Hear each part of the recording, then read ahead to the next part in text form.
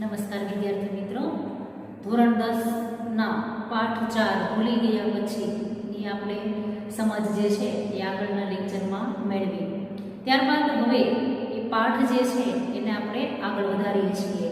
તો પાઠ જે છે એને આગળ વધારતા પહેલાં આપણે જોઈએ કે આપણે અગાઉ સમજૂતી મેળવી કે ભૂલી ગયા પછી રઘુવીર ચૌધરીની આ એકાંકી જે છે એમાં મુખ્ય 6 પાત્રો દ્વારા એકાંકી જે છે એ રજૂ કરવામાં આવેલી છે. તો આ એકાંકી જે છે એમાં આપણે કેટલી માહિતી મેળવી કે નરેન જે છે એ ફોરેસ્ટ અધિકારી છે અને એના નિવાસ સ્થાને સલોની અને કનોજ એ જે છે એના નિવાસ સ્થાને એને જે ક્વાર્ટર આપવામાં આવેલું છે ત્યાં એમની પાસે આવે છે અને એની પહેલાં સાથે રહેલી એની મિત્ર અને કહી શકાય કે જે વ્યક્તિ પોતે એને એક સમયે ખૂબ પ્રેમ કરતા એ મનીષા વિશે પોતે ઘણી બધી માહિતી આપે છે અને આ બાબત જે છે એ નરેન પોતે સમજતો નથી. એટલે સલોની જે છે એ વિવિધ વાતો દ્વારા યાદ કરાવવા માંગે છે કે પોતે કોની વાત કરે છે, છતાં પણ નરેન જે છે એ પોતે કહે છે કે મારા જેવા સાદા માણસને તારી આ ગોપિત વાણી, ગોપિત એટલે છુપી વાણી નહીં સમજાય એમ કહી અને સલોની જે છે એ પોતે આગળ કહે છે કે હું કાંઈ જે પણ તમને પૂછું છું એ બધું એળે જાય છે. એળે જાવું એટલે નકામું જોવું. કેવું કે આજની તમને સમજાવવાની કોશિશ કરું છું કે મનીષા વિશે માહિતી આપવા માંગુ છું, છતાં પણ તમે સમજતા નથી. પણ નરેન જે છે એ સ્પષ્ટતા માંગે છે કે તમે કોઈ પણ વાત જે છે એ મને કહો તો સ્પષ્ટ રીતે કહો. તમે આવી રીતના ગોળ ગોળ વાત કરી અને મને કહેશો તો હું આમાં કંઈ પણ સમજતો નથી. એટલે સલોની આગળ કહે છે કે મમ્મી કહેતી હતી, એટલે કે સલોનીના પોતાના મમ્મી એવું કહેતા, કેમ કે નરેન અને સલોની જે છે એ મામા ફોઈના એક બીજા ભાઈ બહેન છે કે મામાના નરેનભાઈ જે છે એ મોટા કવિ થશે. કેમ કે નરેન જે છે એને નાનપણથી જ પર્યાવરણ સાથે ખૂબ નાતો હતો. પર્યાવરણીય વાતાવરણ, નૈસર્ગિક કુદરતી બાબતો જે છે એ ખૂબ ગમતી અને પોતે કવિતા પણ લખતો. પ્રકૃતિ વિશે એને ખૂબ અવનવું જ્ઞાન પણ હતું. એટલા માટે જ એની મમ્મી એવું કહેતી કે પોતે મોટો થઈ અને કવિ થશે, કેમ કે નૈસર્ગિક સૌંદર્ય પાછળ પોતે ગાંડો છે અને એટલા માટે જ પોતે પર્યાવરણ સાથે હંમેશા જોડાયેલું રહે એ માટે જ એને ફોરેસ્ટ અધિકારીની તાલીમ લઈ અને સરસ એવી નોકરી મેળવી છે એવું સલોનીના મમ્મીનું કહેવું છે. ત્યારબાદ આપણે અહીં સુધી પહોંચાતા અને હવે આપણે આગળ વધીએ કે નરેન એમાં તથ્ય હશે. તથ્ય એટલે હકીકત, કે તારા મમ્મી કદાચ કહેતા એ હકીકત હશે, પણ મારી રીતે કહું તો હું માનવ હૃદયના સૌંદર્ય પાછળ ગાંડો હતો. કે તારા મમ્મી કે એ બરાબર છે, કેમ કે એના મત મુજબ, એની સમજ મુજબ કહેતા કે ભાઈ નરેન જે છે એને ખૂબ કુદરતી વાતાવરણ ગમતું, એટલા માટે પોતે કવિ હતા, કવિ થશે અને એટલા માટે જ એને પર્યાવરણ સાથે જોડાયેલા રહેવા માટે ફોરેસ્ટ અધિકારીની નોકરી મેળવી છે. તો આમાં કંઈક હકીકત હશે, પણ હું મારી રીતે કહું તો હું માનવ હૃદયના સૌંદર્ય પાછળ ગાંડો હતો. કે માણસ જે છે એ પણ એક પ્રકૃતિની સાથે જોડાયેલો એક પ્રકારનો તત્વ છે. એટલે મને ગમે છે કયું સૌંદર્ય, તો કે નૈસર્ગિક સૌંદર્ય નહીં, પણ મને માનવીનું હૃદય જે છે એનું સૌંદર્ય ખૂબ ગમે છે. એટલે કે જેનામાં કોઈ પણ જાતની ઈર્ષા, કપટ વૃત્તિ ન હોય, જે બાળક જેવા નિર્દોષ હોય એવા માણસોના હૃદયની વાત પોતે કરે છે. પ્રકૃતિ એની બાહ્ય છબી હતી કે હું તો માત્ર દુનિયાને બતાય કે ભાઈ આ માણસ જે છે એ કવિતા લખે છે, તો માણસને પોતે પ્રકૃતિના તત્વો સાથે જોડતો. કે લોકોને એવું લાગવું જોઈએ કે આ માણસની વાત નથી કરતો, પણ આ પર્યાવરણના કોઈ તત્વની વાત કરે છે. એવી રીતના છુપી રીતે પોતે જે છે એ તો પ્રકૃતિને માત્ર બાહ્ય છબી જ, એટલે કે બહાર દેખાય, બાહ્ય એટલે બહારની વસ્તુ દેખાય એવી એક માત્ર છબી એટલે કે તસવીર હતી. પણ જીવનમાં એક અણધારી ક્ષણ આવી. અણધારી એટલે કે ક્યારેય પણ ન ધારેલી, ક્યારેય પણ ન વિચારેલી એક એવી ક્ષણ, એક એવી ઘડી આવી કે જેનાથી ઊંડો આઘાત કરી ગઈ. પણ પોતે એમ કહે છે કે ખબર નહીં, અચાનક જીવનમાં એવી કંઈક અણધારી, ન ધારેલી એવી કંઈક ક્ષણ આવી કે જેનાથી મારા હૃદયમાં ઊંડો આઘાત લાગી ગયો અને મને એમ કહે છે કે તમામ બાબતથી રસ જે છે એ ઉડી ગયો. મૂળ વસ્તુ ગુમાવ્યા પછી એની બાહ્ય છબીનો આ નૈસર્ગિક સૌંદર્યનો પણ એટલો મહિમા ન રહ્યો. એટલે કે પોતે જે છે એ મનીષાની વાત કરે છે તો પોતે સ્પષ્ટતાથી કહેતો નથી. એટલા માટે પોતે એમ કહે છે કે મૂળ વસ્તુ કે જે વસ્તુ ગમતી હતી એ વસ્તુ પોતાનાથી દૂર થઈ ગઈ. ગુમાવ્યા બાદ પોતાને ગમતી વસ્તુ જે છે એ પોતાનાથી દૂર થઈ ગયા પછી બાહ્ય છબી એટલે કે બાહ્ય છબી કોને કહી છે તો કે પ્રકૃતિને. તો નૈસર્ગિક સૌંદર્યનો એટલો મહિમા ન રહ્યો. એટલા માટે મને આ પ્રકૃતિ સાથે પણ કોઈ પણ જાતનો નાતો રહ્યો નથી. એટલે કે ટૂંકમાં પોતે કહે છે કે મને આની સાથે પણ કોઈ સંબંધ કોઈ રસ જે છે એ રહ્યો નથી. હવે માત્ર નોકરી કરું છું અલબત્ત નિષ્ઠાથી. એટલે કે હવે પોતે એમ કહે છે કે હવે હું કોઈ પણ જાતની એવી કવિતા લખતો નથી.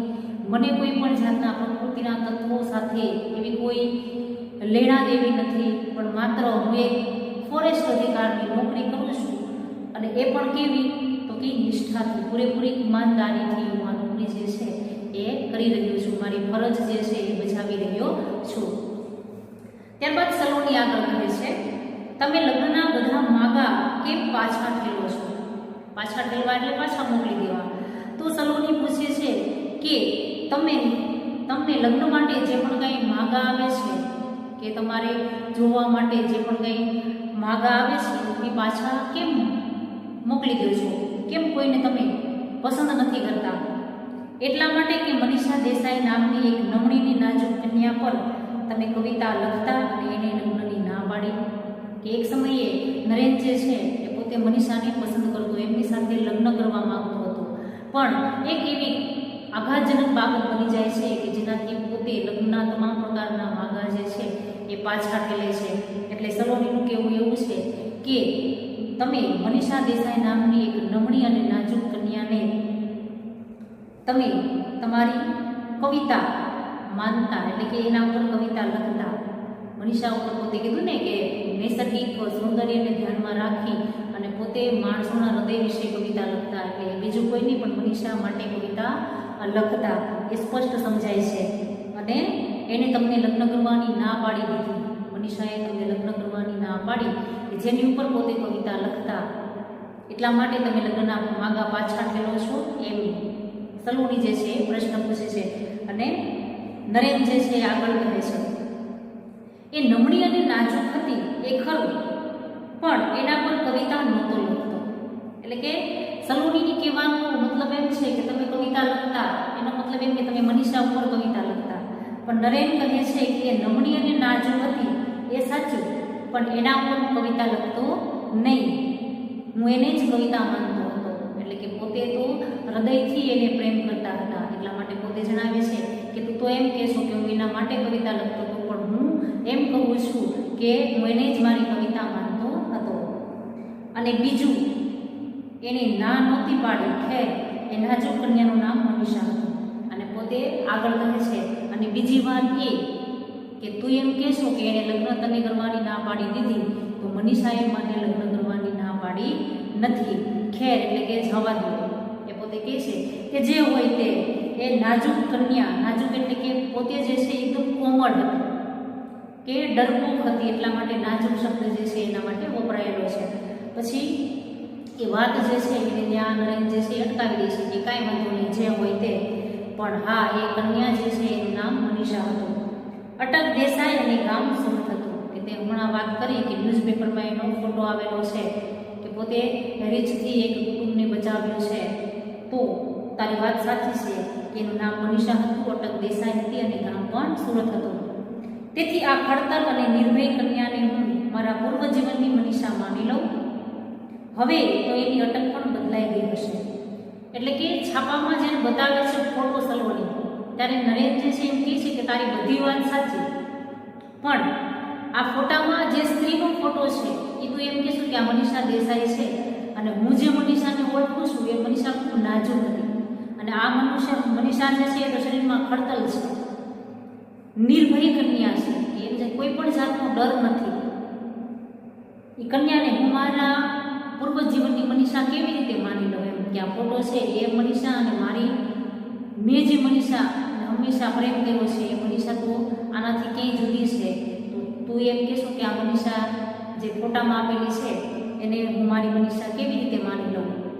હવે તો એની અટક પણ બદલાઈ ગઈ હશે, એટલા માટે નરેન જે છે એ એવું કહે છે કે કદાચ અટક બદલાઈ જવી એનો મતલબ એમ કે એના લગ્ન જે છે એ બીજા કોઈ અન્ય સાથે થઈ ગયેલા હશે, એટલા માટે સાસરે જતા એના સસરાની અટક જે છે એ મનીષાના નામ પાછળ લાગી ગઈ હશે.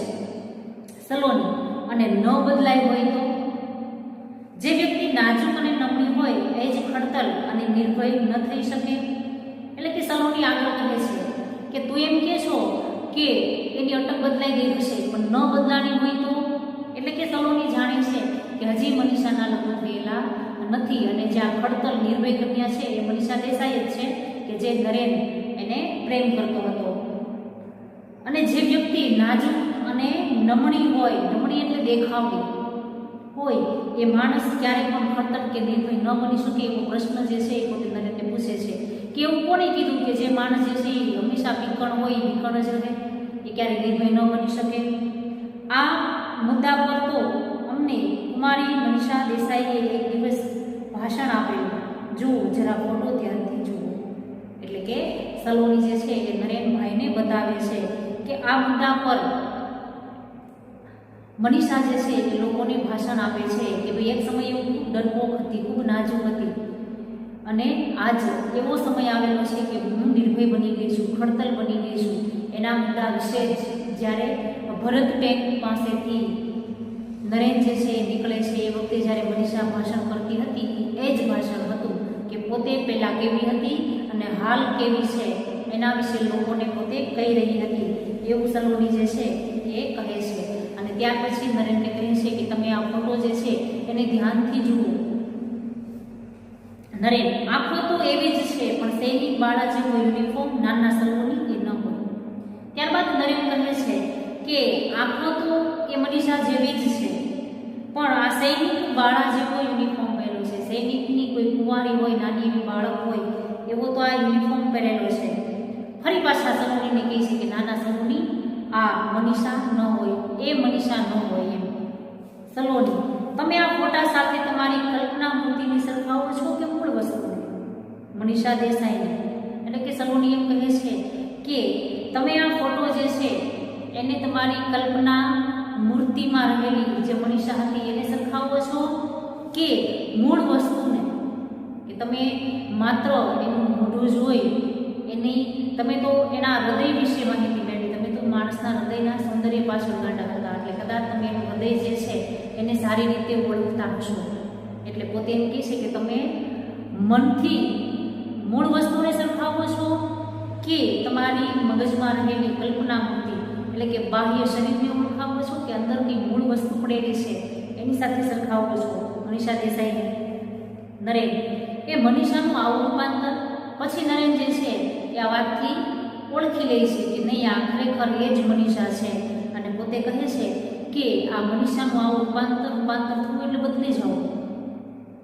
મારે અભિનંદન આપવા આવવું જોઈએ જો ખાતરી થાય કે, એમ કહી અને પોતે નરેન આગળ કહે છે કે મારે એને અભિનંદન આપવા માટે આવવું જોઈએ તો મને ખાતરી થાય કે આ સાચે એ જ મનીષા છે, એવું કહી અને પોતે વાક્ય જે છે એમને અધૂરું મૂકી દે છે. સલોની પ્રયત્ન કરી જોઈએ મનીષા બહેનને ખ્યાલ ન આવે એ રીતે. સલોની જે છે એ કહે છે કે આપણે પ્રયત્ન કરી જોઈએ, તમે એને મળી જુઓ, પણ મળવાનું છે એવી રીતે કે મનીષા બહેનને ખ્યાલ ન આવવો જોઈએ કે તમે તમારી કલ્પના મૂર્તિને કે મૂળ વસ્તુ આ મનીષાને એની સાથે સરખાવો છો કે તમે એને ઓળખવા માટે આવેલા છો કે આ એ જ મનીષા છે એવી ખબર પડવી જોઈએ નહીં. કનોજ તું આનંદને અહીં મોકલજે, હું પછી એની સાથે કેમ્પ પર આવી જઈશ. કનોજ જે છે એને પોતે કહે છે કે તું અહીં આનંદ જે છે એને મોકલશે, હું પછી તારી સાથે કેમ્પ પર આવી જઈશ. સલોની ચાલો વરંડામાં બેસીએ. વરંડામાં એટલે કે એવા ખુલ્લી જગ્યા છે કે જ્યાં પોતે બેસી ખુરશી નાખી અને આરામથી વાત કરી શકે, ખુલ્લી એવી જગ્યા છે, વધારાની જગ્યાને વરંડો કહી શકાય. તો સલોની કહે છે કે ચાલો આપણે વરંડામાં જઈ અને બેસીએ. સૂર્યનો પ્રકાશ છે ત્યાં સુધીમાં આ તમારા બંગલાના ફૂલછોડની શોભા જોઈએ. એટલે કે નરેનભાઈને કહે છે કે સૂર્યનો ખૂબ જ સરસ પ્રકાશ આવી રહ્યો છે, ત્યાં સુધીમાં તમારા આ મકાન જે છે એ જે બંગલા જેવું મકાન છે એમાં આપણા એના ફૂલ છોડ રહેલા છે એની શોભા આપણે નિહાળીએ. નરેન, તું ચાલ, ખુરશીઓ હું લાવું છું. મારી અત્યાર સુધીની નોકરીમાં આ સૌથી સુંદર મકાન મળ્યું છે. જાણે કે હું અહીંનો માનવંતો મહેમાન ન હોઉં. કે નરેન જે છે એ પોતાની વાત કરે છે કે સલોનીને કહે છે કે તું આગળ જાઓ, હું તારા માટે અને મારા માટે ખુરશીઓ લઈ આવું છું. અને પોતે જણાવે છે કે મારી અત્યાર સુધીની નોકરી હતી તેમાં સરકાર તરફથી જે મકાન આપવામાં આવતું એ આ બધા જ મકાનો કરતાં આ ખૂબ સુંદર એવું મકાન જે છે એ મને મળ્યું છે. અને અહીંની સુખ સુવિધા એવી છે કે જાણે કે હું આ મકાનનો માનવંતો મહેમાન હોઉં એવું મને લાગે છે. માનવંતો એટલે માનથી ભરેલો. સલોની, અરે પેલો ગુલમોહર કેવો ખીલ્યો છે. ત્યારબાદ સલોની જે છે એ ગુલમોહરના વૃક્ષની પાસે જાય છે અને નરેનને કહે છે કે અરે વાહ, આ ગુલમોહરનું ઝાડ જે છે એ તો બહુ સરસ ખીલેલું છે. નરેન, એની ઉંમર ખબર છે? આપણા બંનેની ઉંમરના સરવાળાથી પણ વધારે હશે. નજર પડી ત્યારે મને પણ આવો જ પ્રશ્ન થયેલો. કે નરેન જે છે એ સલોનીને કહે છે કે તું આ ગુલમોહરને ખીલેલો જોઈએ છે, એ તને ખબર છે કે આ ગુલમોહરની ઉંમર શું હશે? કેટલા વર્ષોથી આ ગુલમોહરનું ઝાડ જે છે એ જૂનું હશે? આપણા બંનેની ઉંમર જે છે એનો સરવાળો કરવામાં આવે ને જે ટોટલ થાય એના કરતાં પણ વધારે, એટલે કે ખૂબ જ વૃદ્ધ એવું આ વૃક્ષ જે છે એ રહેલું છે. છતાં પણ કેટલું બધું ખીલેલું છે, કેટલું બધું પ્રફુલ્લિત છે એવું નરેન કહે છે કે પહેલી વાર જ્યારે મેં આ ગુલમોહરને જોયું ત્યારે મને પણ આ પ્રશ્ન થયેલો કે આટલું બધું ઘરડું વૃક્ષ જે છે એ આટલું બધું પ્રફુલ્લિત કઈ રીતના હોઈ શકે? આટલું ઘરડું ઝાડ આટલું પ્રફુલ્લિત થઈ શકે? કે મને પણ પ્રશ્ન થતો કે કેટલું બધું જૂનું વૃક્ષ છે છતાં પણ આટલું બધું ખીલેલું, પ્રફુલ્લિત એટલે ખીલેલું હોઈ શકે? દૂર જોતા, ત્યારબાદ નરેન જે છે એ દૂર જોવે છે. અરે આ પેલું દોડતો આવે તો મનીષાનો નાનો ભાઈ, આટલા વર્ષે બાળક જ રહ્યું, બરાબર 4.5 વર્ષ હું એને જોઉં છું. એટલે કે દૂર પોતે જોવે છે કે કોઈ આવી રહ્યું છે, દોડતું આવે છે. એટલે નરેન જે છે એ મનીષાને કહે છે કે અરે આ પેલો દોડતો આવે છે એ મનીષાનો ભાઈ જ છે કે નહીં? એમ કહીને એમ કહે છે કે આટલા વર્ષ થયા, કેમ કે 4.5 વર્ષ પછી મનીષાના ભાઈને પોતે જોઈએ છે કે હજી પણ બાળક જેવો જ છે, કે ચાલતો આવતો નથી પણ હજી તો દોડો જ આવે છે. સલોની, હવે કંઈ બાકી છે ખાતરી કરી લેવામાં? એટલે કે સલોની એમ કહે છે કે જો મનીષાનો ભાઈ અહીંયા છે તો મનીષા પણ અહીંયા જ હોય, અને આ એનો ભાઈ જ છે. અને ભાષણ કરતા સ્ત્રી જે હતા એ બીજું કોઈ નહીં પણ મનીષા જ હતી એમ કહી અને પોતે સાબિત કરી આપે છે કે હવે કંઈ બાકી છે ખાતરી કરી લેવામાં? નરેન, હા, મૂળ વસ્તુ મનીષાનું મન. એટલે કે પોતે જે છે એમ કહે છે કે હા, મૂળ વસ્તુ કે જેના હૃદય પાછળ પોતે કવિતા લખતો, એ મૂળ વસ્તુ મનીષાનું મન જે છે એ મારે જોવું પડશે, કે જેનાથી હું 100% ખાતરી કરી લઉં કે હું જે મનીષાને ઓળખતો સાચે એ જ મનીષા છે. સલોની,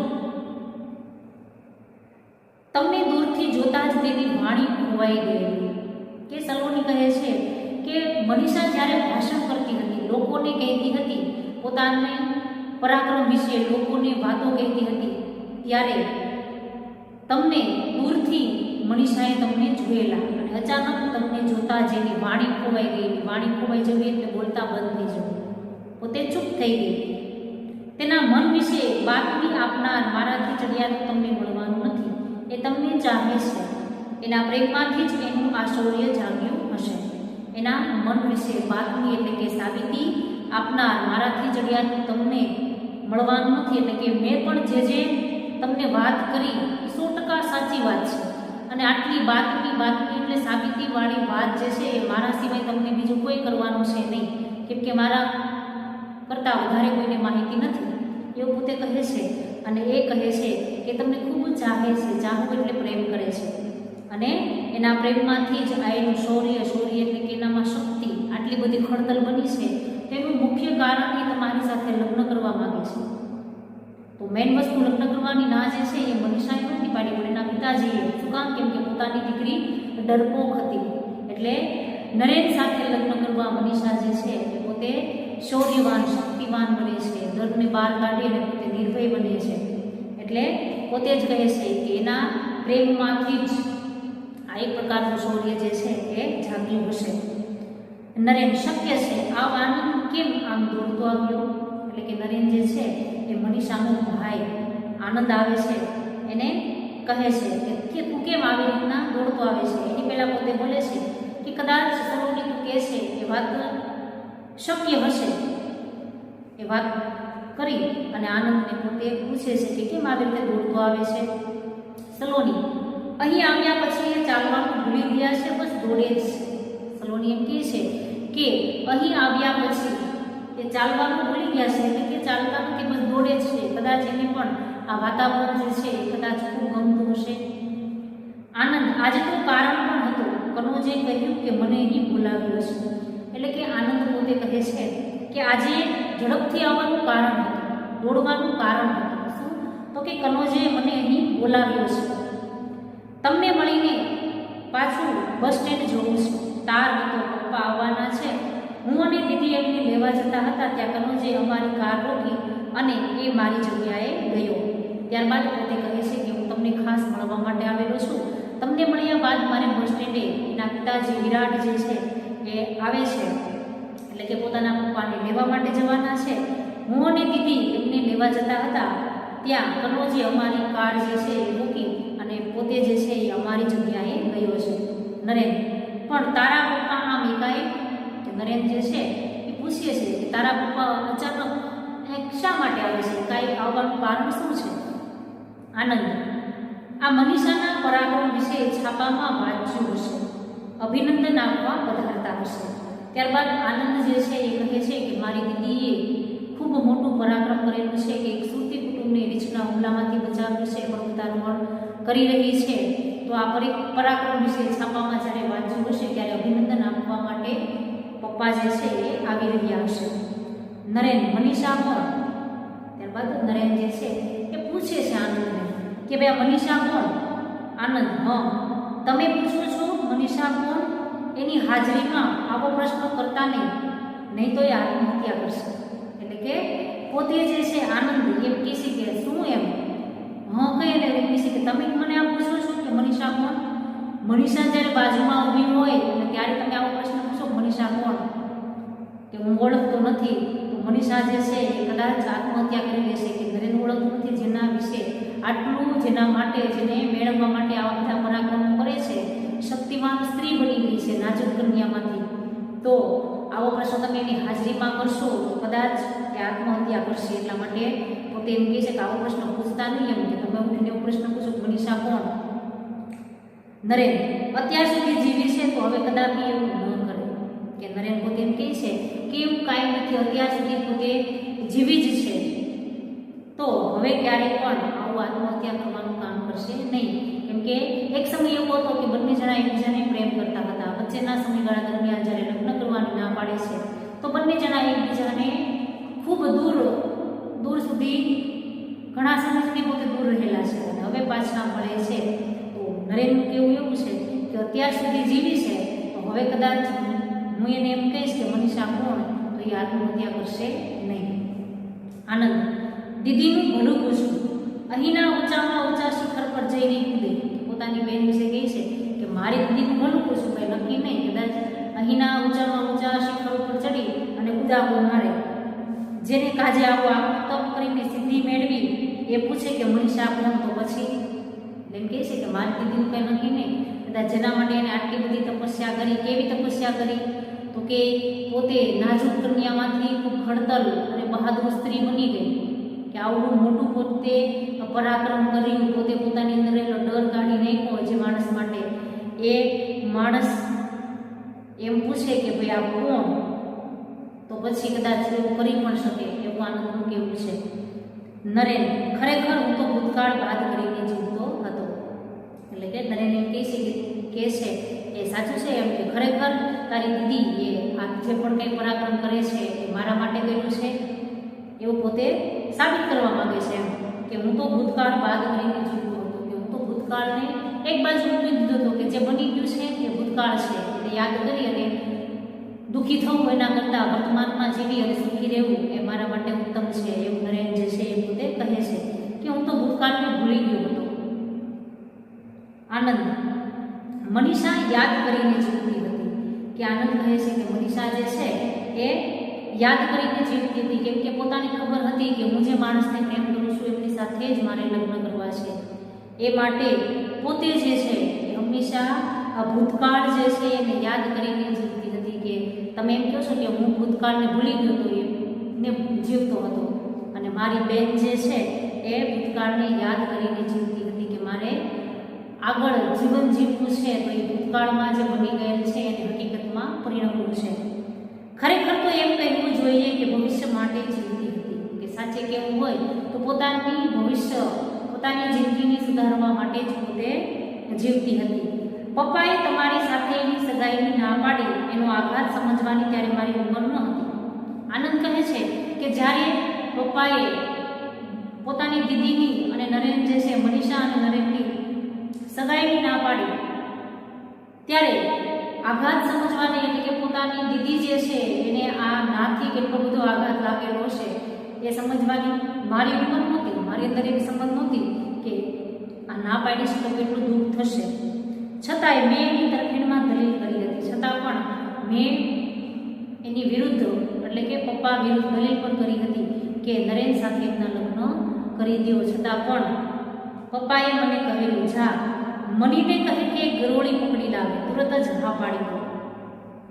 એટલે કે પોતે એના પિતાજીની જ્યારે પોતાના પિતાજીની વિરુદ્ધ બોલે છે, એના પિતાજી મનીષાના નરેનના લગ્ન કરવાની ના પાડે છે, ત્યારે આનંદ કહે છે કે ત્યારે મારે એ આઘાત સમજવાની ઉંમર નહોતી, પણ પિતાજીની વિરુદ્ધ તો હું બોલેલો જ. ત્યારે પિતાજીએ એવું કહેલું હતું કે જ્યાં મની એટલે એને પોતે ગુનામણા નામથી એના પિતાજી બોલાવતા, મનીષાને મની કહેતા, કે તારી બેન મનીને કહે કે એક ગરોળી પકડીને લાવે જા તો હું તરત જ હા પાડી દઉં. એમની વાત સાચી હતી. મનીષા ત્યારે સુકુમાર તો હતી જ પણ ડરપોક પણ હતી, એટલે કે ત્યારે પિતાજીની વાત સાચી હતી કે મનીષા જે છે સુકુમાર એટલે કે ખૂબ નાની તો હતી જ, કુમારિકા તો હતી જ, પણ સાથે સાથે ડરપોક પણ હતી. પપ્પાને ખાતરી હતી કે સિંહની એકાદ ત્રાડ સાંભળીને જ મનીષા મરી જશે અને નરેન્દ્ર કુમારે વિધુનું જીવન જીવવું પડશે. એટલે કે પોતાના પિતાજી જે છે એને ખબર હતી કે પોતાની દીકરી જે છે એ ખૂબ ડરપોક છે. નરેન જે છે એ ફોરેસ્ટ અધિકારી છે, એમની સાથે રહેતા કદાચ જંગલમાં એક સિંહની ત્રાડ જે છે એ જો મનીષા સાંભળી ગયેલી તો એ 100% એને એટેક આવી અને મૃત્યુ થઈ શકે એટલી બધી ડરપોક હતી. અને એ થતાં જ કહે છે કે નરેન્દ્ર કુમારે વિદુર એટલે કે પોતાની પત્ની મૃત્યુ પામેલી હોય એવું વિદુરનું જીવન જે છે એ જીવવું પડશે. પણ હવે આખી વાત બદલાઈ ગઈ છે, કેમ કે એના પિતાજી હંમેશા બંનેનું ભલું ઈચ્છતા હતા, એટલા માટે સગાઈ કરવાની ના પાડેલી હતી. એટલે કે હવે તો આખી વાત જે છે એ બદલાઈ ગઈ છે, કે જે સ્ત્રી રમણી હતી, નાજુક હતી, એ આજે ખડતલ બની ગઈ છે.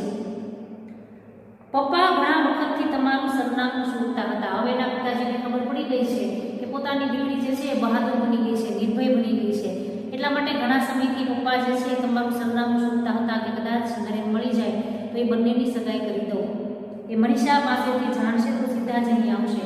જ્યારે મનીષાની પાસેથી એવી માહિતી મેળવશે કે નરેન અહીં જ છે તો એ સીધા જ અહીં આવશે. નરેન આ બધું માન્યમાં આવે એવું નથી, વધુ પડતું સારું લાગે છે, જેને માટેની મારી યોગ્યતા મેં કદી કલ્પી ન હતી. કે નરેન જે છે એ પોતે કહે છે કે આ બધું તું કહેશો એ માનવામાં આવતું નથી, એમ કે મારા માનવામાં આવતું નથી કે પોતાના પિતાજીએ જ્યારે સગાઈની ના પાડી ત્યારે પોતે પણ એની વિરુદ્ધમાં બોલેલો, અને એના પિતાજી જે છે એ પણ ખૂબ સારું વિચારતા હતા કે પોતાની દીકરી જે છે એ ખૂબ ડરપોક છે અને આવા કોઈ ફોરેસ્ટ અધિકારી સાથે ભણાવવામાં આવે તો કદાચ એની દીકરી જે છે એક સિંહની એક ત્રાડ સાંભળીને મૃત્યુ પામે અને એને વિદુરનું જીવન જીવવું પડે. એટલા માટે પોતાની દીકરી જે છે એની વિશે જાણતા જ પોતે લગ્નની ના પાડે છે. અને એક સમયે જ્યારે પોતે જાણે છે કે પોતાની દીકરી જે છે એ ખૂબ બહાદુર બની ગઈ છે ત્યારે ફરી પાછા પોતે એ જ નરેન સાથે ભણાવવા માટે સરનામું શોધે છે. આવી દરેક બાબત પરથી, દરેક વાત પરથી નરેન જે છે એ કહે છે કે આ માન્યમાં આવે એવું નથી, શકે કે આટલું બધું બીજા માટે સારું વિચારતું હોય, જેની માટેની મારી યોગ્યતા મેં કદી કલ્પી પણ ન હતી, કે મેં ક્યારે આવું વિચાર્યું પણ ન હતું, કલ્પના પણ ન કરી હતી કે મારી માટેની મારી યોગ્યતા જે છે એ મને મળશે. જીભનું હોર્ન સંભળાય છે. આ બંને જણા વાતો કરે છે એ જ સમયે જીભ જે છે એનું હોર્ન વાગે છે. આનંદ, દીદી હોર્ન વગાડતી લાગે છે હું જાઉં છું. એટલે કે હવે દીદી એટલે કે મનીષા જે છે એ આવે છે. એટલે કે આનંદ કહે છે કે મારી દીદી જે છે એ હોર્ન વગાડતી હશે એમ કહી અને પોતે જાય છે. નરેન, ખરેખર તો મારે જવું જોઈએ, પણ જોઈ અહીંયા આવવા માંગતા ન હોય તો કહેજો કે કાલે સવારે અભિનંદન આપવા કેમ્પ પર આવીશ. નરેન શું કહે છે કે ખરેખર મારે જવું જોઈએ, કેમ કે એને આવું સરસ બહાદુરભર્યું કામ કર્યું છે, પરાક્રમવાળું કામ કર્યું છે, તો મારે એને અભિનંદન આપવા જોઈએ, તો મારે જવું જોઈએ. પણ જો એ અહીંયા આવવા માંગતા ન હોય તો કાંઈ વાંધો નહીં, હું કાલે સવારે અભિનંદન આપવા માટે તમારા કેમ્પ પર આવીશ, તમે કહેજો. સલોની, 5 વાગે અમે તાલીમ માટે નીકળી જઈએ છીએ. એટલે કે સલોની કહે છે કે તમારે જો આવવું હોય તો ખૂબ વહેલા આવજો, સવારે 5 વાગે તો અમે તાલીમ મેળવવા માટે નીકળી જઈએ છીએ. નરેન, અને 10:30 પાછા આવી જાઓ છો. એટલે કે નરેન કહે છે જ્યારે સલોની જવાનો સમય કહે છે તો નરેન પાછા આવવાનો સમય કહે છે કે 10:30 વાગે તમે પાછા આવી જાઓ છો. સલોની, ખબર તો ઘણી રાખો છો. સલોની કહે છે કે તમને ખબર તો છે જ. નરેન, મારી જવાબદારીનો ભાગ છે. નરેન કહે છે કે હું અહીં જે પણ નોકરી કરું છું એમાં મારી જવાબદારી એ હોય છે કે જંગલમાં કેટલા લોકો જે છે એ અવર જવર કરે છે, કયા કારણોસર આવે છે, એ દરેક બાબતથી મારે માહિતગાર રહેવું જોઈએ છે. એટલે કે મારી જવાબદારી છે. કનોજ પ્રવેશતા, સલોની ચાલ તારે નથી આવવું. એટલે કે કનોજ જે છે એનો પ્રવેશ થાય છે અને સલોનીને કહે છે કે ચાલ અમે બધા જઈએ છીએ, તારે નથી આવવું. સલોની, કેમ દીદી અહીં નથી આવતા? એટલે કે પોતે કહે છે કે કેમ દીદી જે છે, દીદી એટલે કે મનીષા નથી આવતી. કનોજ, એ આવે છે પણ હું અને આનંદ વિરાટ બાબુની ગેસ્ટ હાઉસમાં મૂકવા જઈએ છીએ. એટલે કે કનોજ કહે છે એ તો આવે જ છે, પણ હું અને આનંદ વિરાટ બાબુ એટલે કે મનીષા અને આનંદના પપ્પા જે છે એને ગેસ્ટ હાઉસમાં મૂકવા જઈએ છીએ. સલોની, એમને નરેનભાઈ વિશે કશી ખબર નથી. સલોની કહે છે કે એમને નરેનભાઈ અહીં રહે છે એના વિશે કોઈ માહિતી નથી, કંઈ ખબર નથી. કનોજ, દીદીએ કશું કહ્યું નથી. એટલે કે પોતે એમ કહે છે કે દીદીએ કંઈ કીધું નથી કે પોતાને ખબર છે કે નહીં. સલોની, તો જીપ અહીં કેમ લાવ્યા? કે જો એને એના વિશે કંઈ માહિતી ન હોય, કંઈ ખબર ન હોય તો જીપ જે છે એ અહીંયા શા માટે લાવ્યા? કનોજ, આનંદ અને તમને લેવા, ચાલ આવજો નરેનભાઈ. કનોજ કહે છે કે આનંદ અને સલોની જે છે એ બંને અહીંયા છે, એને ખાસ લેવા માટે જીપ જે છે અહીં આવી છે, તો ચાલો આવજો નરેનભાઈ કહી અને નરેન કહે છે કે આવજો. એ જ સમયે સલોની અને કનોજ જાય છે.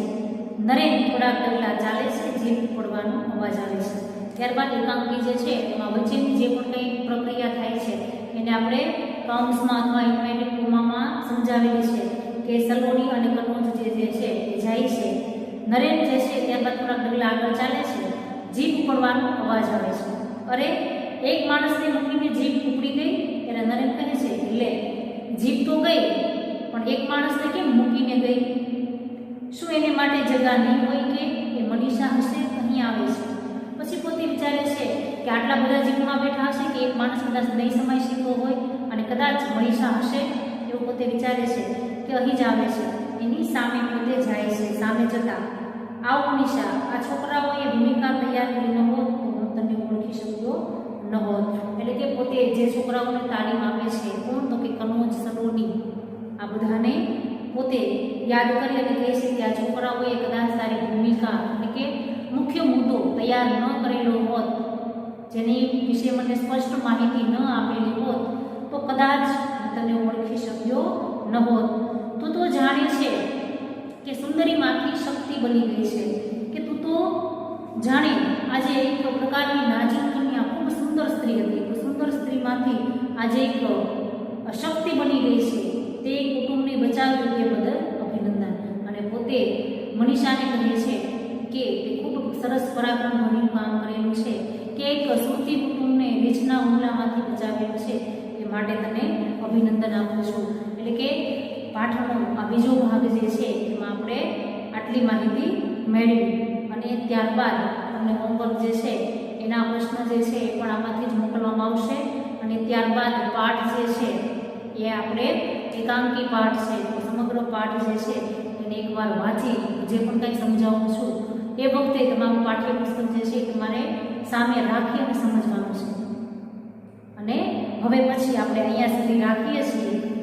નેક્સ્ટ લેક્ચરમાં ભાગ 3 જે છે એમાં આપણે પાઠ જે છે એની આગળ માહિતી મેળવીશું.